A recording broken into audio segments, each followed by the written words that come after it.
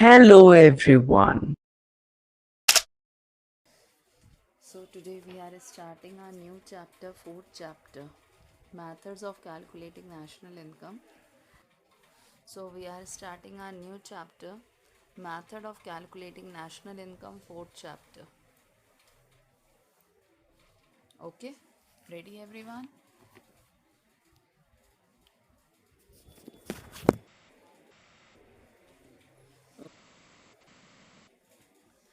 Okay. So methods of calculating national income. There are three methods to calculate national income. As there were three stages. First stage is production, second is consumption, and third is disposition. Production अगर goods produce नहीं होंगे तो economy नहीं चल सकती. अगर goods consume नहीं होंगे देन ऑल्सो इकनॉमी नहीं चल सकती. और कंज्यूम करने के लिए खर्चा भी ज़रूरी है. कोई भी ऐसा पर्सन तो है नहीं जो अपनी इनकम पूरी की पूरी संभाल के रखे. खर्च तो उनको करना पड़ता है. तो उसको कहा जाता है डिस्पोजिशन. तो ये तीन इम्पॉर्टेंट फेज है इकोनॉमी के, प्रोडक्शन, कंजम्पशन एंड डिस्पोजिशन, जिससे तीन मेथड्स उनने नेशनल इनकम कैलकुलेट करने के निकाल दिए हैं. प्रोडक्शन से उनने वैल्यू एडिशन मेथड बना दिया, और कंजम्पशन से उनने इनकम जनरेशन बना दिया कि पहले इनकम आएगी तो ही कंजम्पशन होगी.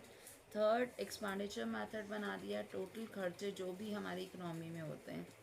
तो इन मेथड से हम अपनी कंट्री की नेशनल इनकम निकाल सकते हैं. That's why they have given national income can be calculated by three method. First, sum total of value addition. Second, sum total of income generation. Third, sum total of total expenditure on final goods and services in the economy. So three methods are there.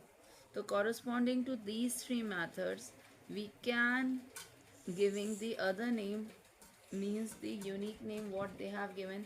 Instead of saying sum total of value addition, that method name is value added method.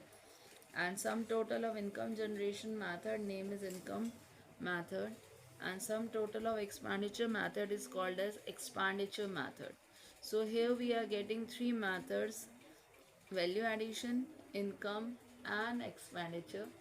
So we are going to study today value addition method. So three methods name, who is going to repeat now? What are the three methods for calculating national income? Expenditure method. Okay.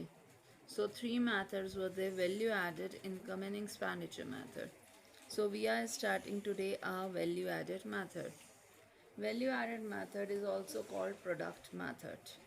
Product method means कितनी production हुई है हमारी economy में, उस production में कितना value addition हुआ है. कोई जानता है वैल्यू एडिशन का मतलब क्या होता है?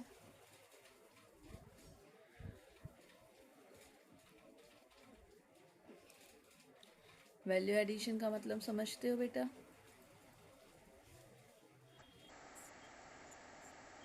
ग्रॉस वैल्यू एडिशन नहीं, वही फिर वो तो हो जाएगा.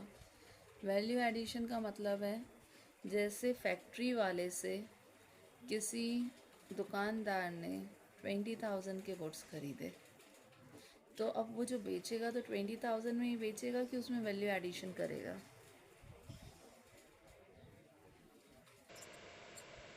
तो समझ में आया वैल्यू एडिशन का मतलब? जब एक दुकानदार दूसरे दुकानदार से सामान खरीदता है तो वो सेम रेट में फिर से सोल्ड नहीं करता, उनमें वैल्यू एडिशन होता जाता है. तो वो value addition means when we have purchased goods, so what additional price we are fixing, that additional price is called value addition. आया समझ में वैल्यू एडिशन का मतलब क्या होता है? So in this method they are saying value added method is one of the method to calculate national income by the method of production. Means they are seeing how much production was done in our country. According to the production, they are seeing the value addition and then they are calculating the national income. This is also called as industrial origin method or net output method. Means value addition method is having four total names. One is value added, second is production, third is industrial, and fourth is net output method. So four names to calculate national income with the help of production method. So here they have given when all the producers in an enterprise are producing goods within the domestic territory of a country, so during the year it is equals to market value of GDP. Means अगर हम पूरी country का value addition निकालते हैं तो जब हम what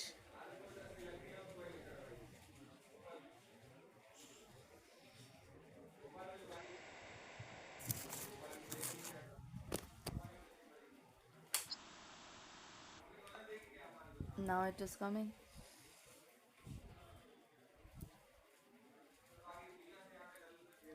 it's coming now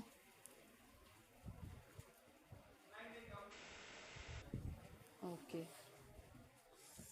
so value added method का मतलब क्या होता है हमारी इकोनॉमी में जितने भी प्रोड्यूसर्स हैं उन प्रोड्यूसर्स ने कितना कितना वैल्यू एडिशन करा है साल भर में अपने गुड्स को उन सबको जब प्लस कर लिया जाता है तो हमारी कंट्री का जीडीपी एट मार्केट प्राइस आ जाती है फिर उस जीडीपी एट मार्केट प्राइस को हमें जिसमें भी कन्वर्ट करना रहता है हम उसमें कन्वर्ट करते हैं तो value added method means sum total of all the value addition done in an economy during an accounting year within the domestic territory. So within the domestic territory, whatever addition the persons have done, so sum total of all that addition is called as GDP at market price. आया समझ में ये चीज़ सबसे पहले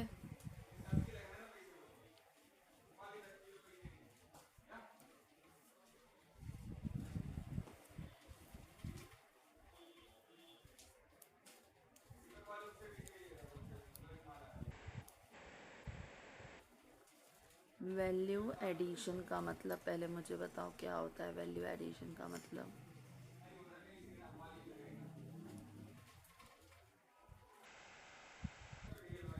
value added तो हम कह रहे हैं हमारी इकनॉमी में अभी तुम लोग सब टोटल 25 सेलर्स हो तुम सेलर्स ने कितनी कितनी गुड्स खरीदे हैं और अब उन गुड्स में तुम कितना वैल्यू एडिशन करके बेचने वाले हो तो उन सारे वैल्यू एडिशंस को ऐड करेंगे तो हमें हमारी कंट्री की क्या पता लग जाएगी जीडीपी एट मार्केट प्राइस आया आप समझ में जीडीपी एट मार्केट प्राइस कैसे निकाली जाती है sum total of all the value additions done by all the producers within the domestic territory of a country during an accounting year.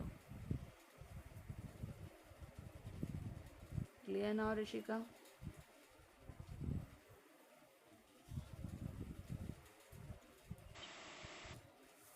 So first point they had given you value added.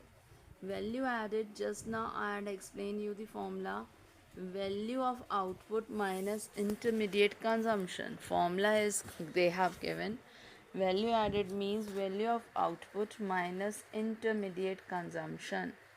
Value of output का मतलब क्या होता है फिर उनने वो समझाया है value of output means sale आप कितनी कंट्री में सेल कर रहे हो साल भर में अगर आप पूरा सेल नहीं कर पा रहे हो तो आपने जितना सेल करा और जितना आपके पास माल बचा हुआ है जिसको कहा जाता है चेंज इन स्टॉक तो change in stock plus sale कर लिया जाता है तो क्या आता है वैल्यू ऑफ आउटपुट मीन्स इतनी प्रोडक्शन आपने साल भर में करी है माइनस इंटरमीडिएट कंजम्पशन का मतलब होता है उन गुड्स को बनाने के लिए जितने रॉ मटेरियल्स जितना भी खर्चा हुआ है तो वो सारे खर्चों को माइनस कर दिया जाता है तो हमें वैल्यू एडिड पता लग जाता है मतलब कितना वैल्यू एडिशन किया जैसे देखो नेक्स्ट पेज में उन्होंने एक साइकिल दी है एक फार्मर है उसने प्रोडक्शन करी है 600 रुपीज़ के आउटपुट की मीन्स उसने एक तरीके से ले लो वीट ग्रो करिए सेल कर रहा है 600 आउटपुट की जबकि उस वीट को उगाने में उसका इंटरमीडिएट कंजम्पशन कितना खर्चा लगा था 200 रुपये का तो उसने कितनी वैल्यू एडिशन करी 200 की चीज़ 600 में बेची तो वैल्यू एडिशन उसकी कितनी है ऐसे ही सेकंड साइकिल दी है कि अब फार्मर ने वो गेहूँ किसको बेच दी है? फ्लोर मिल वाले को, आटा चक्की वाले को। तो उसने वो 600 में जो बेची, आटा चक्की वाले ने 600 में ख़रीदी और उसने बेची 800 में। तो इस फ्लोर मिल वाले ने कितना वैल्यू एडिशन किया? ठीक है। फिर अब फ्लोर मिल वाले ने एक बेकरी वाले को वो आटा बेच दिया, तो उसने कितने में बेचा? 800 में। और बेकरी वाले ने ब्रेड्स वगैरह बनाकर उसको 1000 में बेचा। तो अब इसने कितना एडिशन किया? अब बेकरी वाले ने ब्रेड्स शॉपकीपर्स को बेची 1000 रुपीज़ में और शॉपकीपर्स ने उसको 1200 में बेची। तो इनने कितना वैल्यू एडिशन किया? तो ऐसे हमारी कंट्री में बहुत सारे सेलर्स होते हैं, ऐसे सबकी सेलिंग प्राइस ऐड कर ली जाती है, जिसको क्या कहा जाता है? ऐसे हमारी कंट्री में बहुत सारे सेलर्स होते हैं और उन सब की सेलिंग प्राइस को सम टोटल कर लिया जाता है, जिसको क्या कहा जाता है? Value of output. और उन सेलर्स ने कितना खर्चा करा है उन गुड्स के लिए, तो उन सब को भी ऐड कर लिया जाता है, जिसको क्या कहा जाता है? Intermediate consumption. तो इसीलिए value of output means selling price minus intermediate consumption means cost price. जो आया वो क्या कहलाता है? Value addition. मीन्स इतना एडिशन कर कर आपने गुड्स बेचे हैं। इसलिए उस टेबल में देखो आपको दिया है, या तो आप इंडिविजुअली सबका वैल्यू एडिशन निकालो या सबका एक साथ वैल्यू एडिशन निकालो, आंसर सेम आना है। तो ऐसे ही हमारी इकोनॉमी में भी किया जाता है, जिसको कहा जाता है value addition means GDP at market price. Now this much is clear.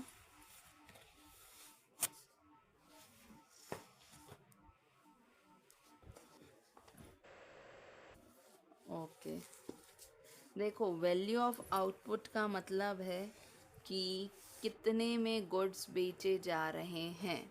हर दुकानदार कितने में गुड्स बेचता है, उसको कहा जाता है value of output. Intermediate cost का मतलब होता है उनने उन गुड्स को ख़रीदा कितने में, या पूरी खर्चा उन गुड्स पे कितना हुआ। जैसे अब हम कह रहे हैं लवली की एक शॉप है, लवली ने गुड्स ख़रीदे 5000 में, सोल्ड करे 7000 में। तो इसने इंटरमीडिएट कंजम्पशन क्या कहलाएगी? 5000 उसका खर्चा हुआ है, और वैल्यू ऑफ आउटपुट क्या कहलाएगी? 7000। दोनों को माइनस करो तो पता लगेगा कितने का वैल्यू एडिशन हुआ है। तो वैल्यू एडिशन कितने का हुआ है? अब आगे समझ में, वैल्यू ऑफ आउटपुट का मतलब होता है goods which are manufactured for sale. आपने जितने भी गुड्स बनाए हैं सेल करने के लिए, अगर आपके सारे के सारे गुड्स सेल हो गए तो selling price equals to value of output. और अगर तुमने 100 गुड्स बनाए हैं जिसमें से 80 भी सोल्ड हो गए हैं और 20 अनसोल्ड हैं, तो 80 + 20 दोनों को ऐड करेंगे, उन पे कितने में बेचने वाले हो, टोटल 100 का ही निकालेंगे, तो वो कहलाएगा वैल्यू ऑफ आउटपुट। और उन गुड्स को बनाने पे कितना भी खर्चा हुआ है वो कहलाएगा इंटरमीडिएट कंजम्पशन। इसीलिए आपको बुक में देखो फॉर्मूला दिया है, value of output means sale if total output sold, और value of output means sale plus change in stock. Change in stock means unsold stock, sale means जो सोल्ड हो गए हैं। तो दोनों को ऐड कर लेते हैं तो वैल्यू ऑफ आउटपुट आता है। और चेंज इन स्टॉक निकाला कैसे जाता है? Closing stock minus opening stock. अब आई इतनी चीज़ें समझ में?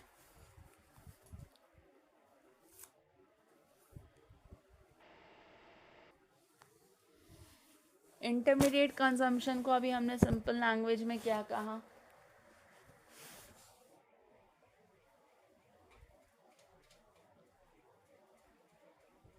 बताओ, इंटरमीडिएट कंजम्पशन का मतलब क्या है? लवली ने सोल्ड करे हैं 7000 में और ख़रीदे थे 5000 में, तो ये 5000 इंटरमीडिएट कंजम्पशन है। इसका मतलब क्या हुआ?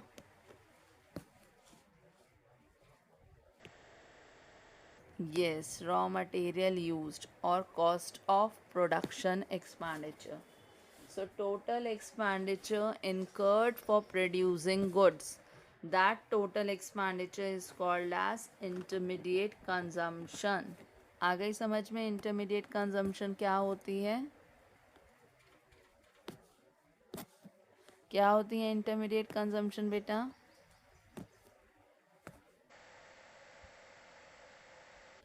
Yes, total expenditure incurred for making goods.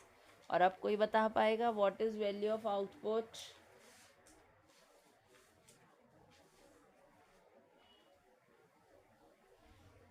अब बताओ. Yes, market value of goods which you are going to sell. और अगर हमारे सारे गुड्स सेल नहीं हुए हैं तो वैल्यू ऑफ आउटपुट का फॉर्मूला क्या लगेगा?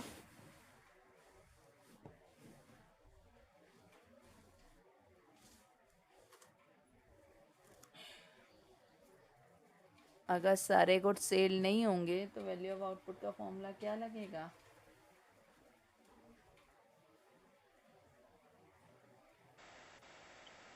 Yes, sales plus change in stock.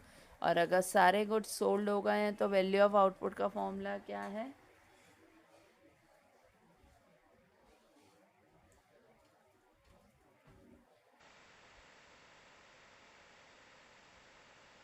That is stock value. I am asking if total goods are sold, then what is the formula for calculating value of output? Yes, total sale. तो इतनी सारी चीज़ें clear हो गई हैं. अब किसी को कोई कन्फ्यूजन तो नहीं है? जीडीपी एट एमपी भी समझ में आ गया है. जीडीपी एट एमपी कैसे निकालेंगे अब?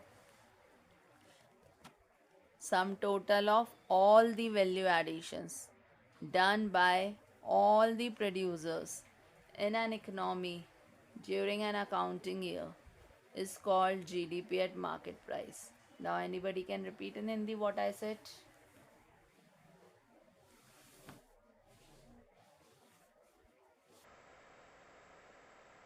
Sum total of all the market values which you are going to sell. तो we are saying we are 25 sailors.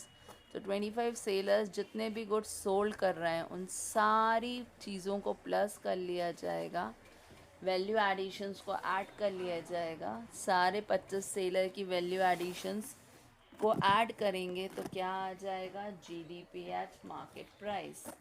आ गया समझ में जीडीपी एट मार्केट प्राइस क्या होता है?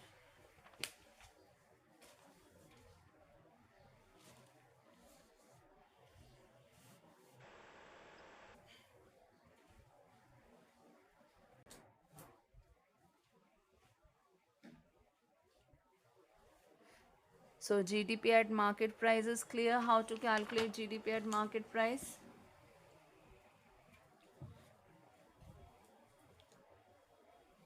Clear ना?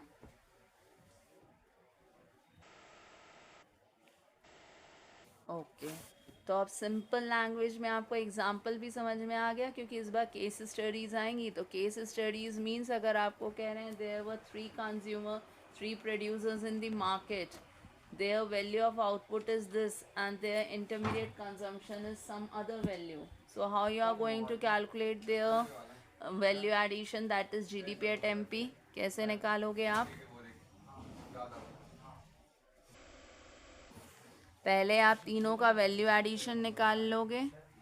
तीनों का वैल्यू एडिशन कैसे निकाला जाता है ये आपको समझ में आ ही गया है. तीनों का वैल्यू एडिशन कैसे निकालोगे? उनकी मार्केट प्राइस और उनकी cost price means value of output को इंटरमीडिएट कंजम्पशन से माइनस कर दोगे तो आपको क्या मिल जाएगा? उसकी वैल्यू एडिशन. और फिर सारे तीनों वैल्यू एडिशंस को ऐड कर दोगे तो आपका क्या आ जाएगा? GDP at market price. आया समझ में बेटा? समझ में?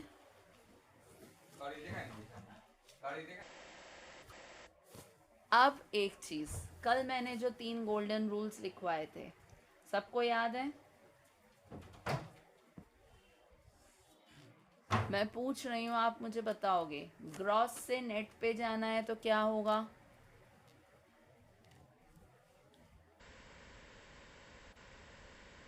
और अगर डेप्रिसिएशन से नेट से ग्रॉस पे जाना होगा तो क्या करेंगे?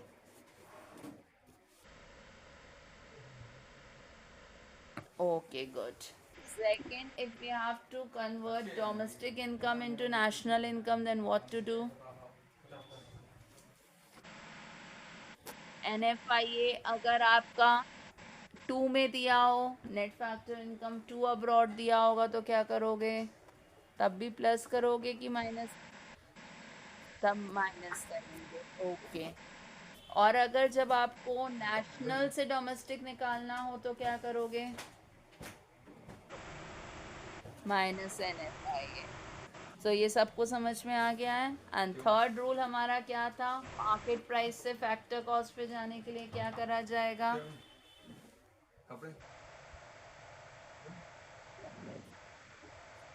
Indirect tax minus subsidy plus. और नेट इनडायरेक्ट टैक्स कैसे निकाला जाता है? Indirect tax minus subsidy. आ गई बात? ये सारी चीजें समझ में आ गई सबको?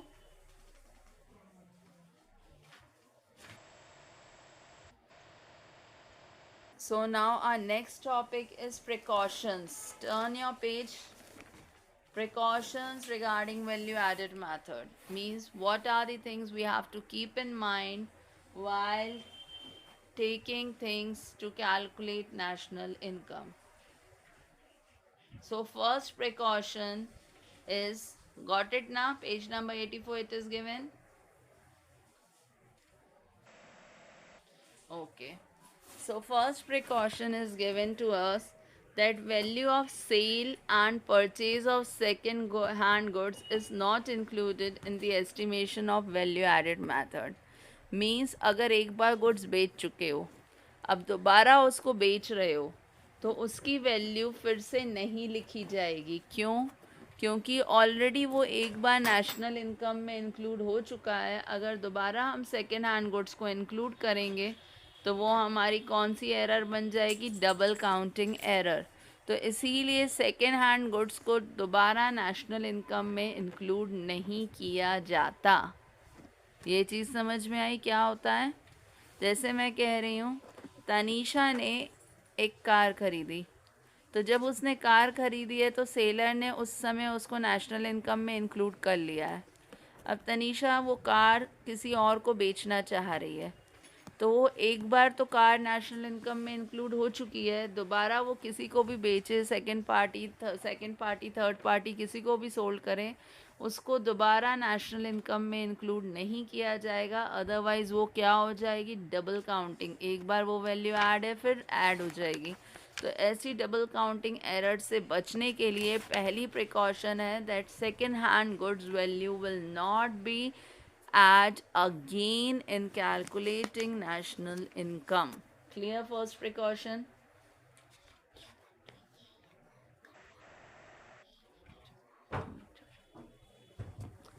Second है हमारी precaution, commission earned for selling second hand goods will be included in national income. अब जैसे मैंने अभी एग्जांपल दिया, तनीषा ने कार खरीदी तो वो एक बार इंक्लूड हो चुकी है। अब तनीषा वो कार बेच रही है, तो उसके लिए उसने एक एजेंट को अपॉइंट करा है जिसको वो 3000 रुपीज़ कमीशन देगी।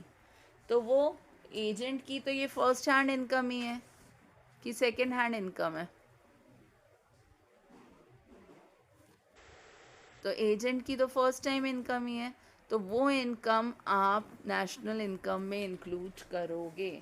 तो commission given on sale of second hand goods will be included in calculation of national income, but selling price of that car will not be included again because it is already counted before in calculating national income. Clear now both the precautions?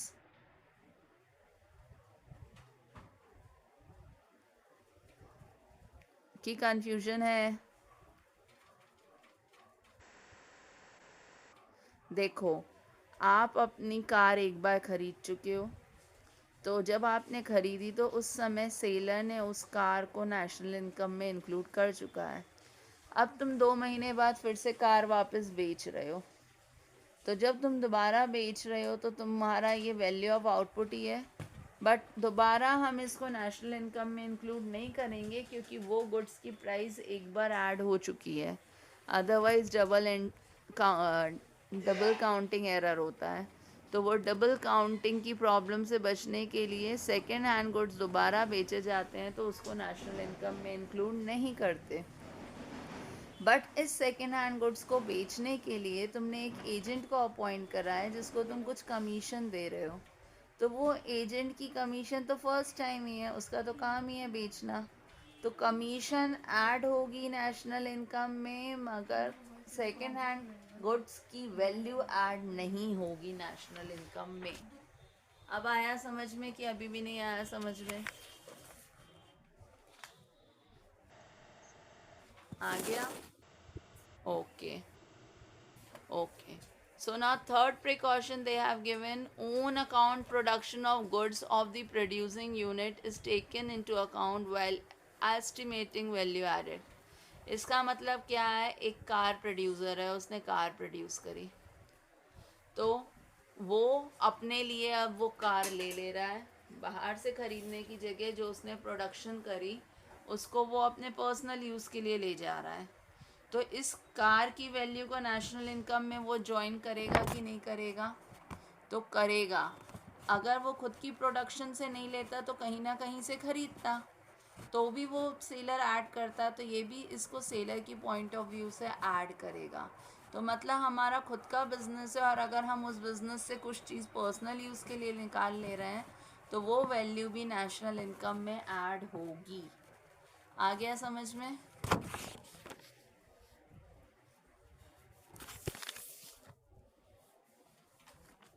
ठीक है कि नहीं?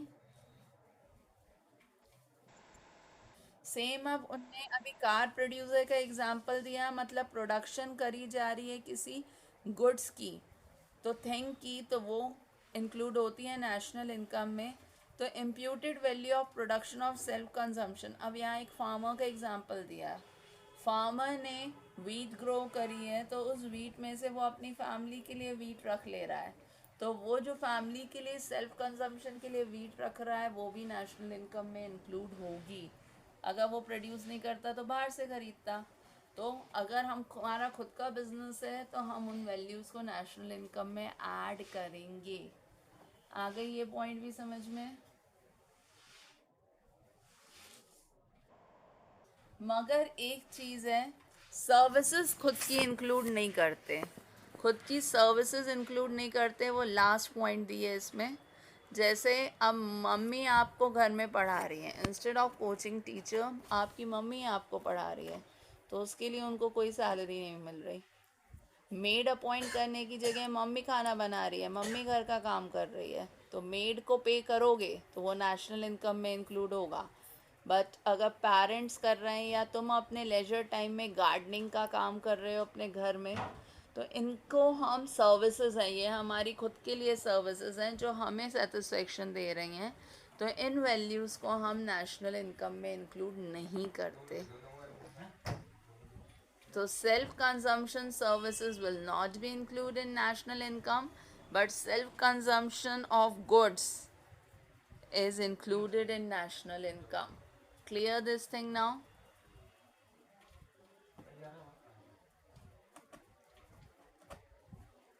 आ गया समझ में?